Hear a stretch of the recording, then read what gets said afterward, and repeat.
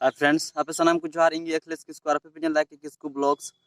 और फ्रेंड्स नवा चैनल पे सब्सक्राइब का सब्सक्राइब पे और सुर में बेल आइकन क्लिक पे जेमन नोका की नवा नवा वीडियो आपे जो को लहर पे जाम। तो फ्रेंड्स तीन वीडियो तो हुई कना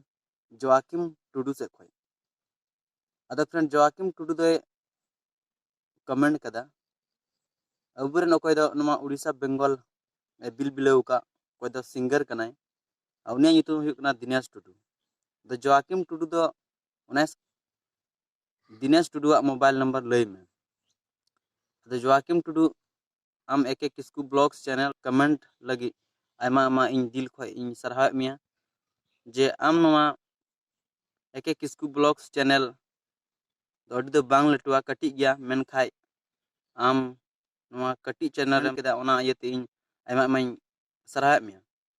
अदे मेनखा जोआकिम टुडू दिनेश टुडू नंबर दो बኝ एम दाड़ी मा चेदाते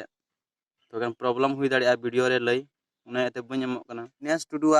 फेसबुक पेज रे चला पे और ओंडे को उनी फ्रेंड रिक्वेस्ट भेजावाय पे जैसे कि उनी रिक्वेस्ट एक्सेप्ट इसके बाद उनिया नंबर उना अबाउट रे नामो।